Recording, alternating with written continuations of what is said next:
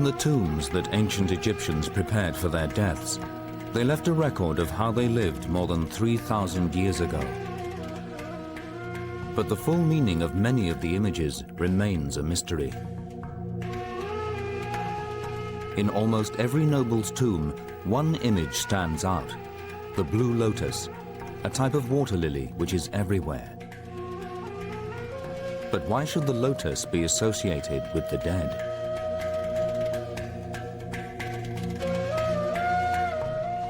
Late in 1999, scientists in Manchester began a series of tests to uncover the secret of the lotus. They were looking in part at the flower itself.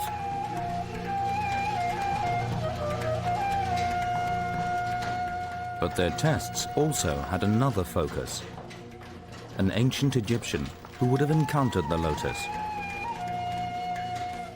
A mummy, 3,000 years old. It would turn out that the team would uncover some of the remarkable properties of the lotus and the links between the flower, the afterlife, and sex in ancient Egypt. People had looked at the pictures in the tombs, and they predicted certain things, but we've actually got evidence now. Now the speculation can be laid to one side and we can actually go after the hard evidence, the proof, and discoveries such as this are very, very important.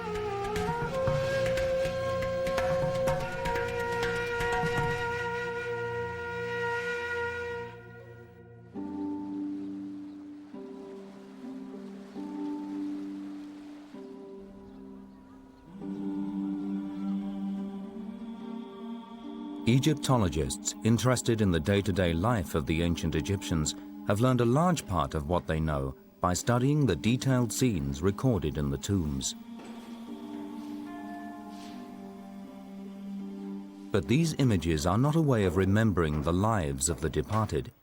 They're intended to promote the tomb owner's chances of rebirth and well-being in the afterlife.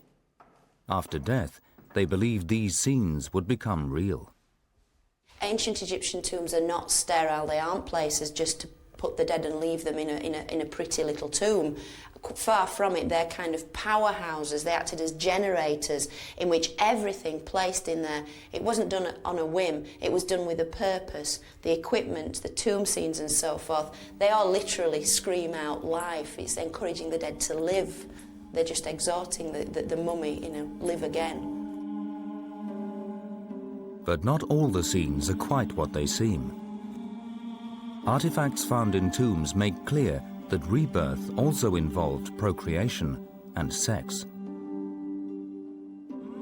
Mummies were buried with little fertility dolls to symbolize rebirth.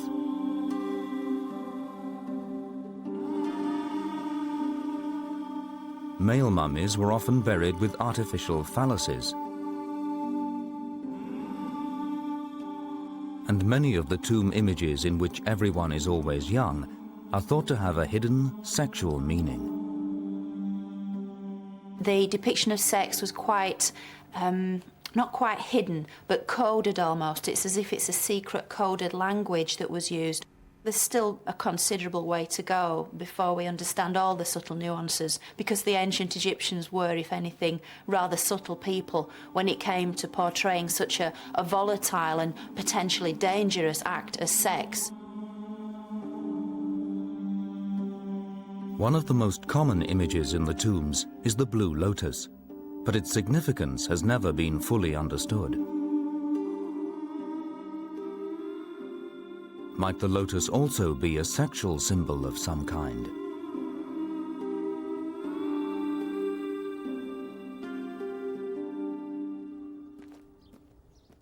Egyptologist Lisa Maneke has been investigating the blue lotus and its connections with both love and sex. The village of Deir el Medina near Luxor was used by the workmen who built and decorated the tombs of the pharaohs in the Valley of the Kings. But they also produced one of the most infamous of Egyptian drawings, a papyrus which added a new dimension to the symbolism of the lotus. The people in this village were quite gifted craftsmen. Among the interesting drawings that we do have from this place is the famous Turin Papyrus. I think it is a very interesting piece of early pornographic literature. It's not kind of continuous story about what went on a wild night in Deir Medina, but it shows various couples having intercourse in various fashions. There's a scene showing a woman sitting on a stool with a man facing her with a huge phallus and a lotus flower balancing on top of her head. In one of the other scenes, the woman seems to be managing quite well on her own because she's sitting on top of an inverted pot with a pointed bottom, enjoying herself in that way. Again, with a huge lotus flower on top of her head.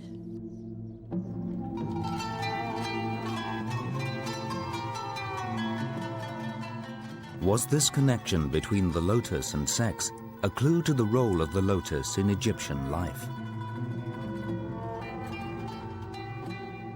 Was the lotus more than just a symbol?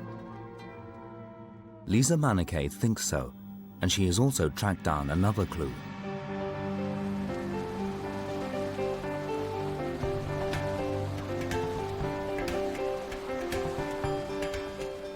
"100 kilometers upriver from Luxor is a temple known as Edfu. Here there is evidence which suggests that the significance of the lotus is based on some undiscovered properties of the plant. Lisa Maneke has tracked down a piece of text in the temple which could make sense of the lotus's central importance in Egyptian life. In the Temple of Horus, the walls are full of pictures showing the king offering to the god. Quite often he would offer a lotus flower, but the accompanying texts suggest that the lotus may have had narcotic properties. The king speaks about the lotus flower to the god, and he says, "When you look at its brilliance, your eyes become dynamic or imbued with dynamic properties. When you breathe in, your nostrils dilate." And I think this is a very good description of a person sniffing narcotic substance. Lisa Maneke is sure that this explanation of the effect of the lotus on the gods also reveals how the Egyptians used it themselves, that it was a narcotic or a stimulant of some kind. There are hints in the tomb paintings that this is true. Here too, the lotus is often being sniffed.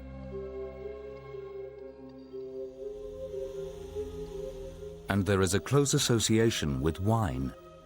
Wine goblets were often decorated to look like the lotus. And little jars of concentrate are seen being added to the wine. Might these also be derived from the lotus? Was the secret of the lotus that it was a drug which the Egyptians used in much the same way as alcohol? And did they sometimes combine them, soaking the flowers in wine? Was this what lay behind the images in the tombs and on the erotic papyrus?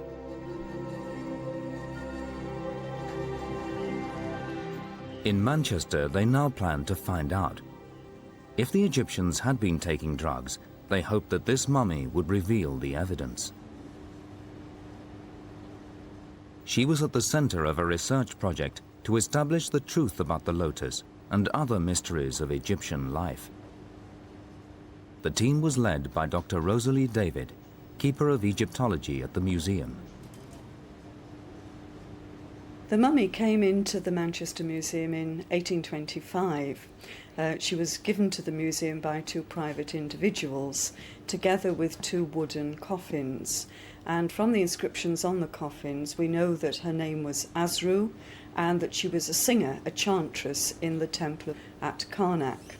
Unfortunately, there's a great deal we don't know about the mummy. Science, we hope, will reveal the truth about the lives of the ancient Egyptians. You know, you need to go there, Ken. Just there. Yeah. Asru's wrappings were removed by her owners in the 19th century. That made access to her skin and organs, the key to the experiments, much easier for the scientific team. Does it feel quite solid, that? It's very hard, but you can hear it. I think you're on the bone, really, there. got a small amount of tissue. That's some tissue from the close to it. It would have been quite nice to have got The team planned to obtain a number of minute samples of uncontaminated tissue from inside Asru's body. Yeah. They would search for any signs of the Lotus or drugs of any kind which Asru might have been taking, perhaps for recreational purposes or possibly for ritual or medicinal reasons. There's no evidence that the Egyptians used narcotics until very much later, but no one has ever examined a mummy with the range of new technologies they now planned. It's very gungy. Resinous. As well as Asru's tissue, they also needed hair samples. Since drugs slowly accumulate in hair, these can reveal drug use over a long period. However, finding hair on Asru was not a simple task. Her head had been shaved, and the only hair they could find was body hair. I'll take some hair and then I'll take a bite. Yes, we could call it Just pubic hair. pubic hair. It's a knot. It was Asru's role as a temple chantress, which meant she had to be shaved. Removing hair, wearing wigs instead, was thought necessary for ritual purity. Her coffin explains she lived in Thebes, now known as Luxor, the religious capital of Egypt. 1,000 years before Christ, near the end of the New Kingdom, she worked in the Karnak temple. But as a temple chantress, Asru was also an ideal subject for the scientific study. Here she would have come into regular contact with the Lotus. As at Edfu, the Lotus appears to have a central importance. Lotus symbols are everywhere. Records indicate that a chantress was a kind of part-time priestess, a high-born noble who would live here for weeks at a time. 3,000 years ago, it would have been very different. It would have been a very dark place in this inner part of the temple, full of colour, full of life. The floors would polish silver, the walls would be adorned with fine gold and lapis lazuli. These jewel-like colours would be heightened by the shafts of sunlight, and the use of incense and sweet perfumes would absolutely suffuse the whole building. Discover the past with exclusive ancient history documentaries and ad-free podcasts presented by world-renowned historians from History Hit. Watch them on your smart TV or on the go with your mobile device. Download the app now to explore everything from the wonders of Pompeii to the rebellion of Boudica and the mysteries of prehistoric Scotland. Immerse yourself in the captivating stories of this remarkable era by signing up via the link in the description. Asru's role, with the other chantresses, was to support the priests in looking after the deities in the temple. This included bringing offerings of the lotus flower. In the morning, they would chant to wake the gods. 3 times a day, they would bring food and other nourishment. They would fetch the clothes with which the gods would be dressed by the priests. And throughout the day, they would perform for the gods with singing and dancing.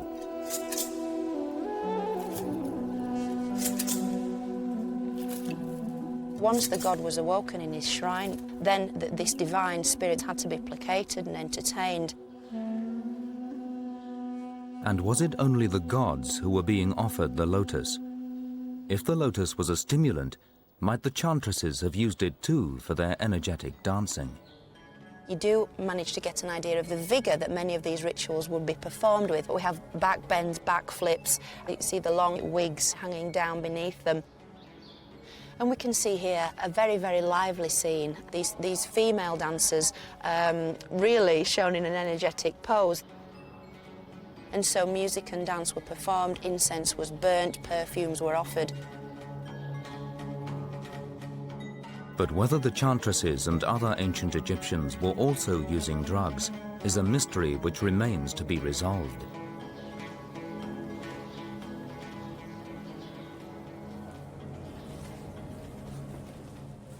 In Manchester, As Asru's examination continued, the hope was that if she had been taking drugs, perhaps including the Blue Lotus, they could now begin to find out. And might she also now reveal the secret of the connection between the afterlife, the Lotus, and sex?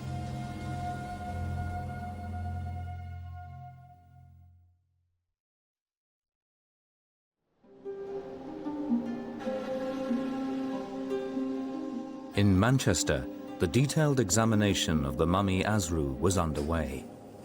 They hoped to discover if the ancient Egyptians used drugs like opium and cannabis, and in particular, the Blue Lotus.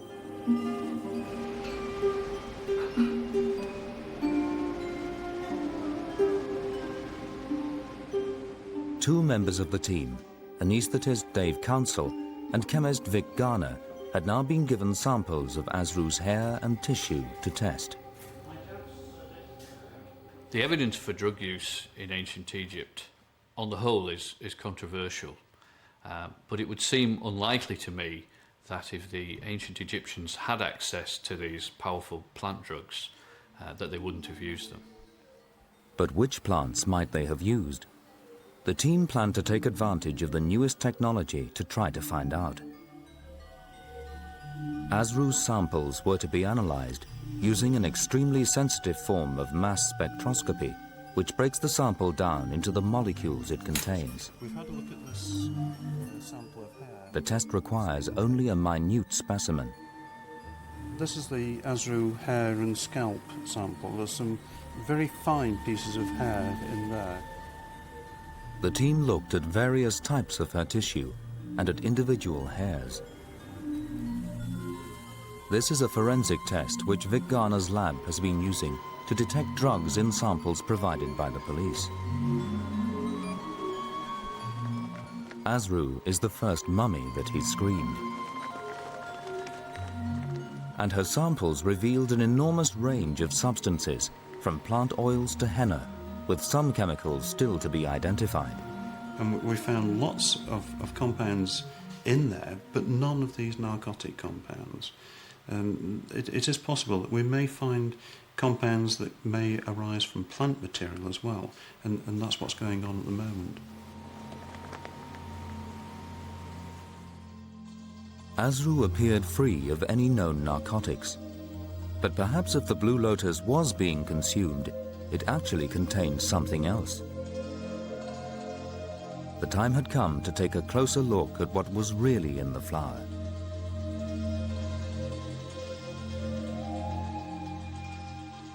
Finding a flower to test is difficult, since the plants are now very rare and hard to find even in Egypt. One of the few places thought to have the plants, conveniently for Dave Council and Vic Garner, is Stapley Water Garden in Cheshire. Here they have what botanists suspect may be the actual flower revered by the ancient Egyptians. Oh, looks a bit slippy in here. I'm going to have to be careful, I think. What's the temperature like down there? I'll tell you in a sec. It's very pleasant, really. It's quite warm. There's no crocodiles in here, are there?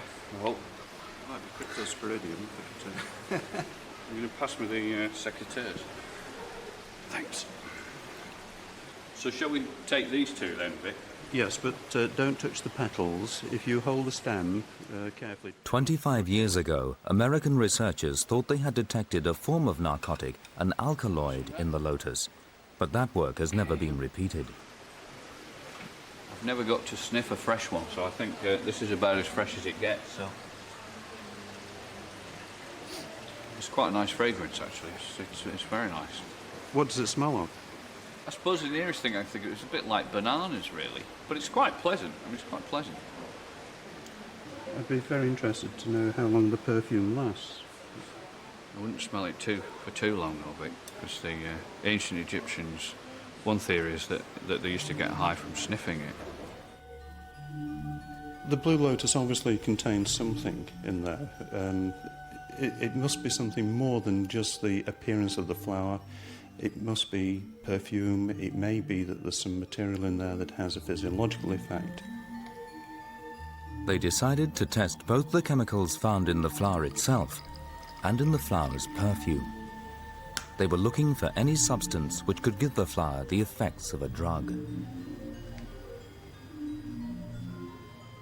What they actually found was completely unexpected. Ah, right, okay, so we're getting a lot of noise and no real peaks. So on the basis of that, you would say that there's no material corresponding to that particular alkaloid. There were no signs of any narcotic, but they made their first important discovery. Really, we're seeing phytosterols. These were phytosterols, plant steroids, which often have powerful medicinal effects. And then as they looked more closely, they made a breakthrough. We kept on with our analyses. We've used a different type of analysis and we've found some material that could have an effect. This is now very exciting. A different type of liquid-based mass spectroscopy was able to detect molecules too big to show up before. What they found were substances called bioflavonoids. These are chemicals which are responsible, amongst other things, for the coloring of plants, but they're also known to have important uses as drugs. And in the lotus, there were 3 bioflavonoids. It was the combination of all the chemicals they'd now found which might give the lotus powerful physiological effects. Combing the literature, they looked for other plants with a similar chemical makeup, and it was the 3 bioflavonoids which proved the key. They're very common in the plant kingdom. They're responsible for a lot of colours and so forth, but they also occur in a lot of preparations that are used to this day, like ginseng and also ginkgo biloba. Ginkgo biloba is a leaf extract now widely used to stimulate blood flow and improve mental alertness. And when they analysed it, the results were startling. When we compared the data from the ginkgo extract and the blue lotus extract, we found several points of similarity. There are so many points of similarity that we think that the effects of these 2 materials may also be similar. The health benefits of ginkgo have been known about for centuries, so might the Egyptians have used the lotus in a similar way? Was this why they might have soaked the flowers in wine?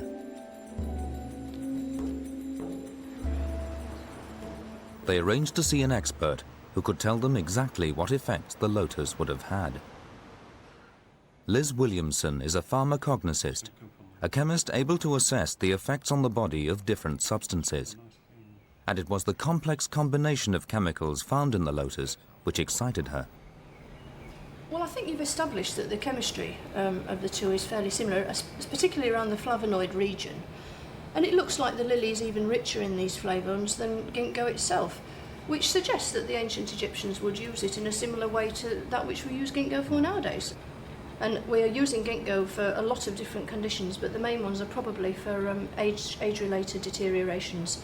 It's known as a kind of anti-aging herb. It's a free radical scavenger and antioxidant. And it's particularly been shown to be useful in mild Alzheimer's and memory dysfunctions and various conditions where blood flow is at fault, so migraine, tinnitus and so forth, and even that would even involve the sort of Viagra-like effect, which would be just as important for women as men. And it looks like we have, great similarities. The ability of the lotus to stimulate blood flow suddenly highlighted the missing connection between the lotus and sex. And I noticed you found a couple of compounds which are phosphodiesterase inhibitors, and that's the way that Viagra works. Thank you very much. Good. So the lotus was not only a general panacea, it was also a natural form of Viagra, potentially the key to both health and sexual vigor. Did this at last make sense of the different ways the lotus had been portrayed? Had the team discovered the secret of the lotus? Vic and Dave decided they had to make one last check. How could they be positive that the lily used by the ancient Egyptians really was the same plant as the one they had sampled at Stapley? And would it have had the same Viagra-like effects?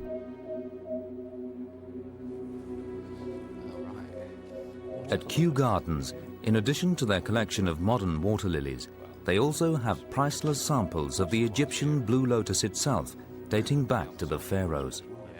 They agreed that Vic and Dave could take a sample. The ones that we've been looking at. Much rounder, isn't it? Much rounder. In the grounds, they passed one of the oldest ginkgo biloba trees in Britain. Botanically, this seems a very long way from a water lily. Did the blue lotus of ancient Egypt really have the same properties? You can see why it's called biloba. Yeah, the two lobes and the leaves, really. And you see it's a very leathery leaf. Yeah, very old plant supposed to be, isn't it? A bit of a Yes. throwback. Well, you actually see things like this in Carboniferous fossils. Yeah, yeah. Can you smell anything on it? No, doesn't really smell much, does it? In Kew's underground archive are thousands of dried specimens collected from all over the world. Egyptian specialist Nigel Hepper led them to flowers and wreaths which had come from Egyptian tombs. One with the blue water lily. There's not much doubt about that, is there? that's No, fantastic, it's been yeah. taken off the one underneath Yes. and Look at the remounted. petals, they're absolutely exact. That's from the coffin of Ramses II. Right. Now, it's the other one here, in another drawer. This is the one that we probably can use. This is from Hawara. It's excavated by... When this wreath was first assembled, it would have been a colourful arrangement of blue, yellow, white and green. Now it needed the eye of an experienced botanist to identify the blue lotus amongst the dried petals. We can't use any that's actually still fixed in the wreath, but there are some here. Yes, look, there's a nice bit.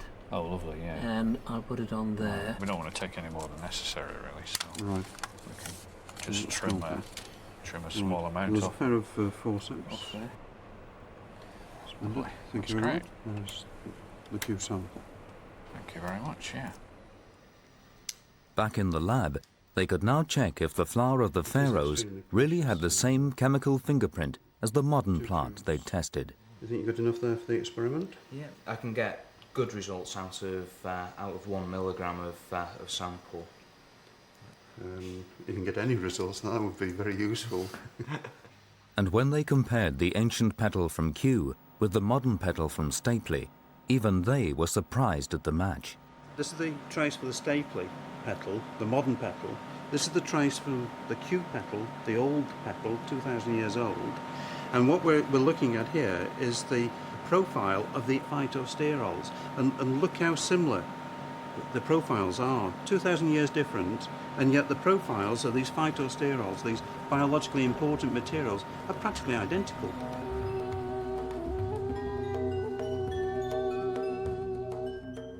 There could be little doubt that the lotus known to the ancient Egyptians would have had the same properties as the modern plant. But did the ancient Egyptians consume it? Was it really their Viagra?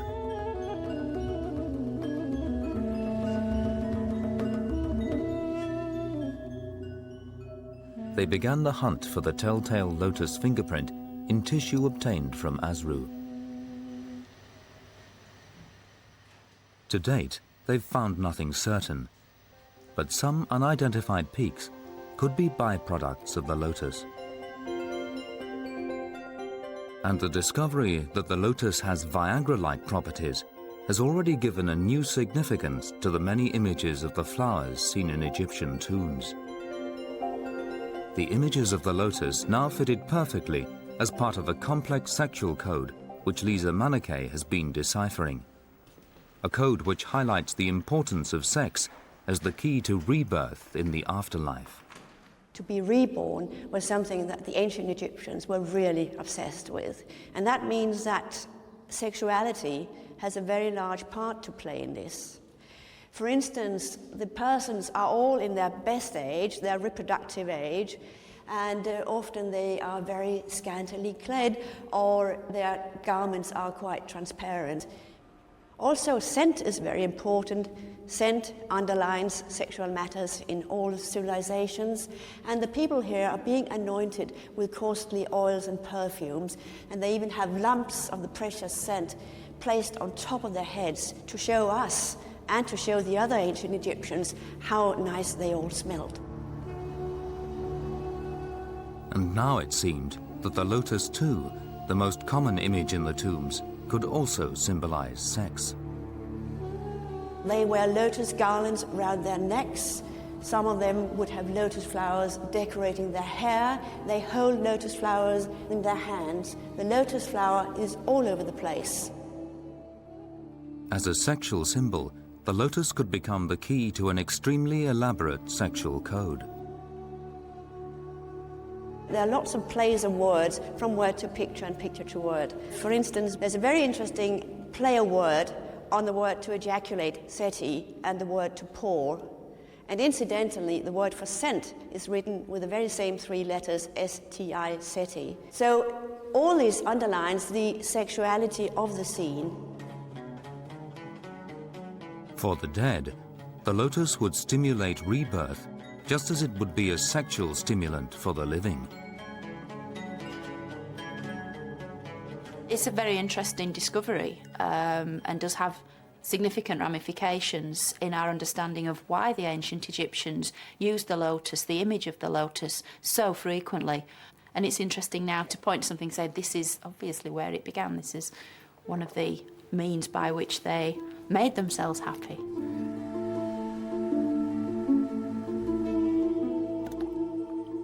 Soaked in wine, the lotus would not provide an instant boost to the alcohol, but its long-term use would boost the sexual vigor and general health of those who consumed it. I think we really have got to the key for the use of the blue lotus, and in my opinion, the blue lotus was not used as a source of narcotics. I think it was used for its beauty, for its perfume, and if it has the added advantage of giving you a feeling of well-being when you drink an infusion, an alcoholic infusion of this flower, well, that's everything that the pharaohs needed, really, isn't it? And might the importance of the lotus have also derived from its properties as a panacea against disease? Was the truth that illness was in fact widespread in ancient Egypt?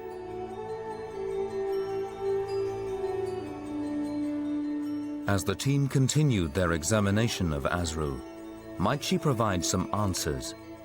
A glimpse of the reality which lay behind the images of healthy young people in the tombs.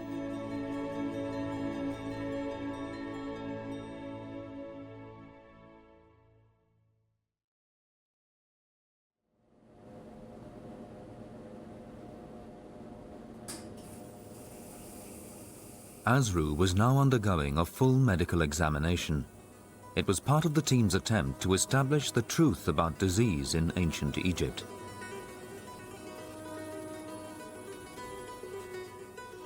The team had already discovered a new significance for the blue lotus, a plant which they had shown would boost both health and sexual vigor. Now they hoped to learn more about the general health of the people. Might the importance of the lotus in ancient Egypt be linked to the prevalence of disease? In the tombs, almost everyone is shown as young and healthy. Occasionally, musicians are shown as blind, which might be explained by parasitic diseases.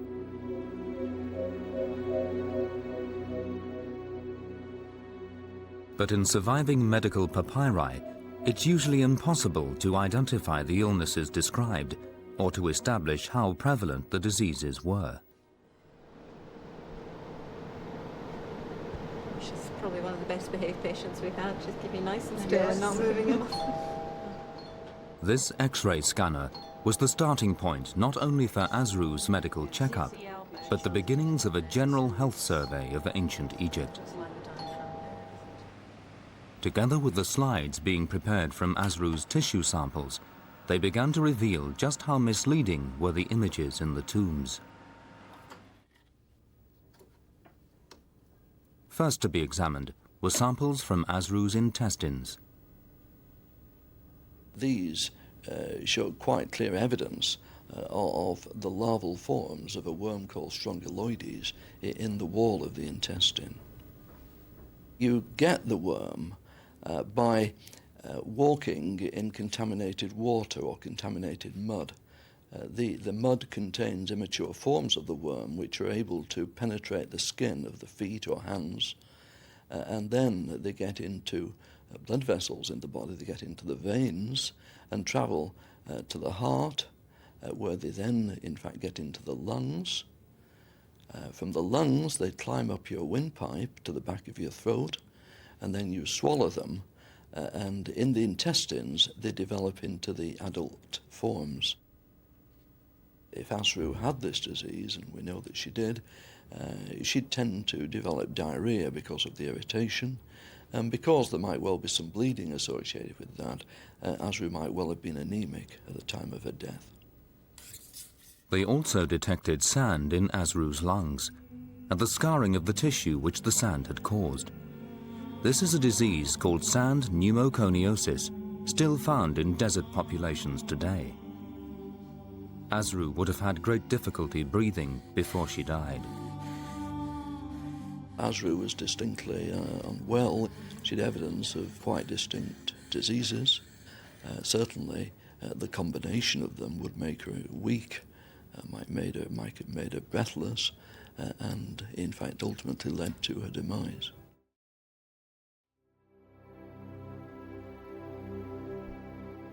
Through Asru, they were now getting a glimpse of diseases which would have affected the general population. It gave a stark insight into the reality of life at the time and highlighted the significance of a panacea like the lotus in ancient Egypt. And it was just the beginning.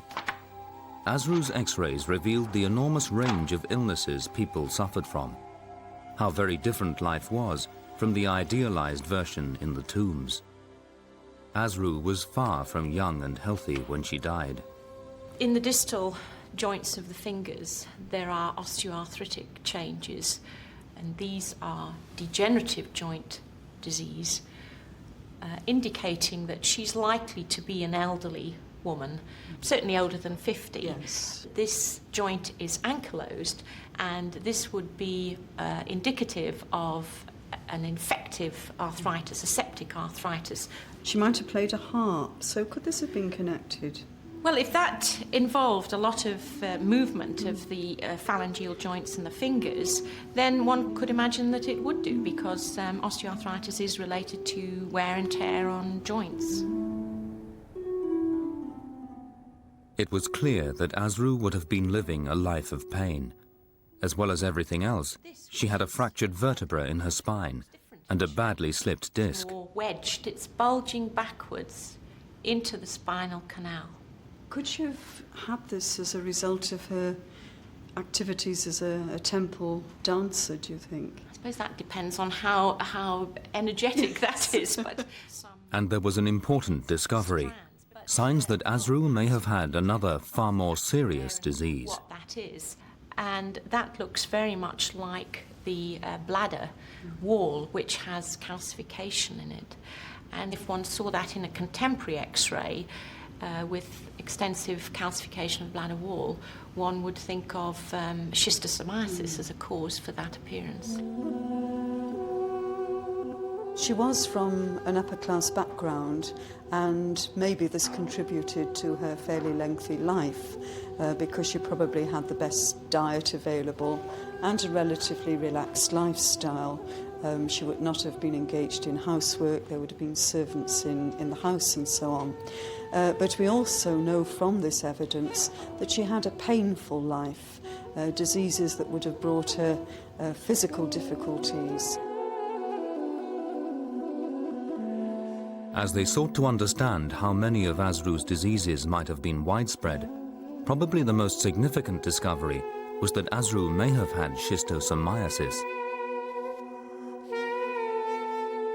Until recently, this parasitic disease, also called bilharzia, has been the scourge of modern Egypt. And Rosalie David now needed to establish if it was a similar plague in ancient times.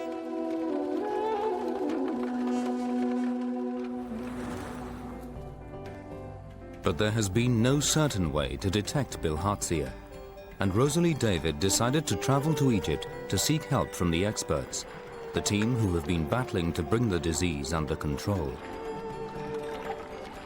Bilharzia is carried by a parasite which develops in water snails. From there it infects humans who come into contact with the water, attacking many organs within the body.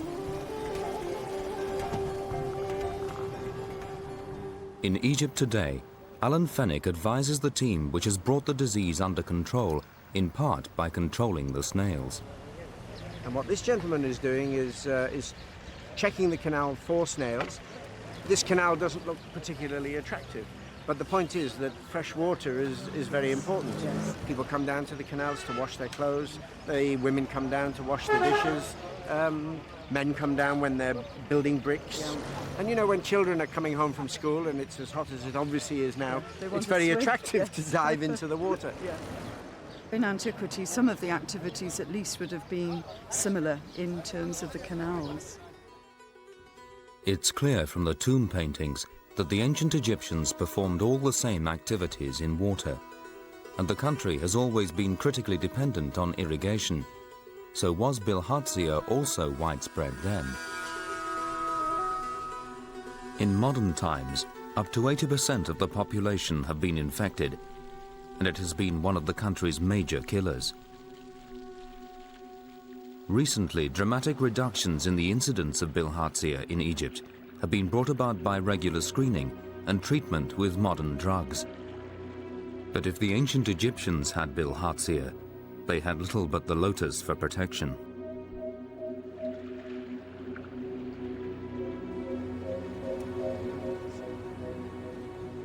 So Rosalie David had brought with her to Egypt samples from several of the Manchester mummies, including Asru, so that they could subject the mummies to the modern screening tests now being used to detect bilharzia.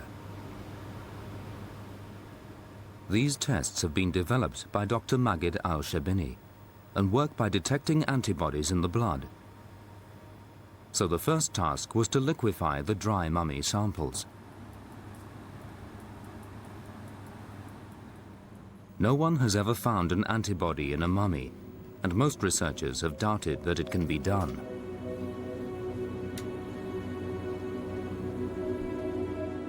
But to Rosalie David's surprise, one of the tests came out positive. It was the first time an antibody had been detected from ancient Egypt, and it was an antibody against bilharzia. You can see now while we're doing the development is that here is the positive reference samples. Yes. And if you can see in tissue sample number 3, we can see that there is some reactivity which comes up, a faint reactivity, but there is activity there. So if this is actually the case, then these are antibodies which are 2,000 years old. Yes, these still are present. Yes, antibodies extracted from the tissues, and they are still live and active, and they are giving us this reactivity here. So this is a first. Absolutely. The finding of this first active antibody from ancient Egypt was clear evidence that the people also suffered from this debilitating and lethal disease.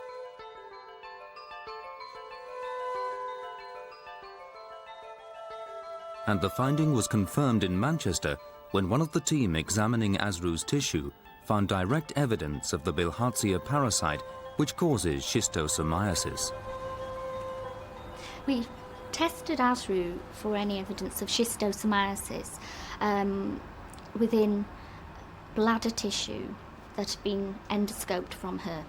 And this is showing a section of that bladder tissue that's been stained. And as you can see, there's fluorescent staining that's actually bound to oval shapes within the bladder, which suggests that she was infected with schistosomiasis. It's very exciting to find evidence of this disease in Asru. It shows that even somebody of the upper classes could fall prey to this particular disease. It's very likely that the chantresses had to undergo some kind of ritual ablution, bathing in the sacred lake. This could be the way in which she came into contact with a parasite that causes schistosomiasis. If even people like Asru could get the disease, it's likely to have been common amongst the population at large. If you think of a large proportion of the population suffering from this disease, they would have been functioning below par. And they created these wonderful buildings, had this marvellous civilization. That says a great deal, I think, about how they achieved so much, even despite their state of health.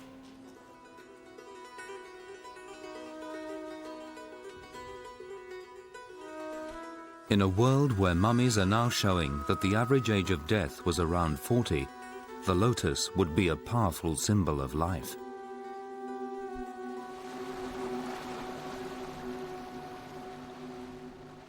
As this picture of ancient Egypt was coming together, Rosalie David now travelled down to Luxor to look again at the images in the tombs.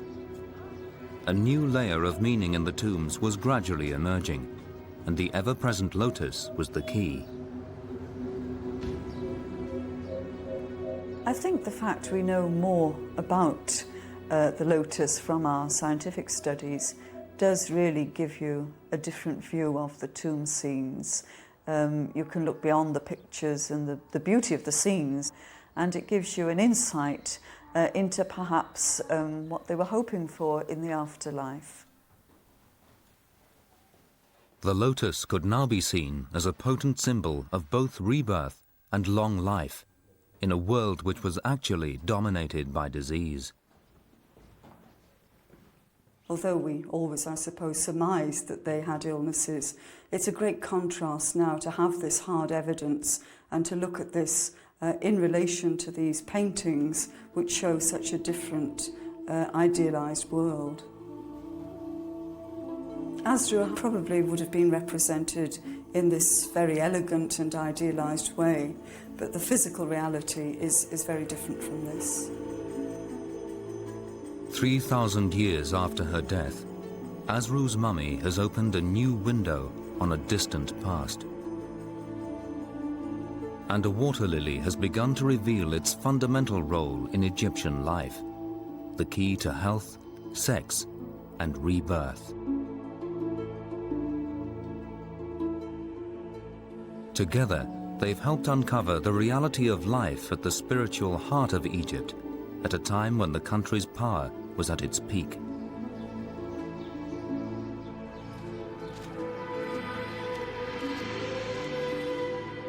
Now the team in Manchester plan to complete the last stages of their work with Asru, using the images of her skull to reconstruct what she really looked like, the reality which lay behind the images in the tombs.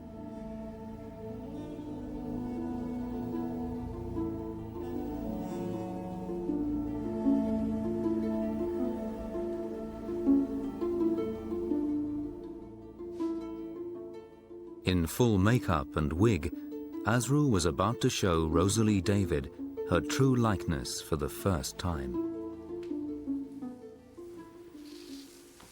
Gosh, that's incredible.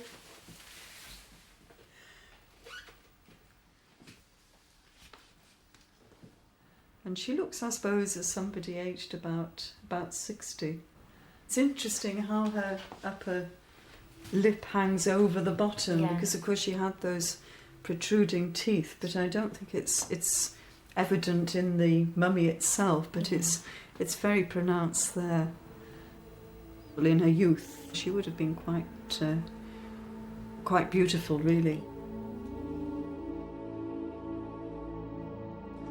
Through the team's work has come a clearer understanding of the Egyptians' yearning for eternal youth in the next world, after a life which, even for the elite, was in fact riven by disease.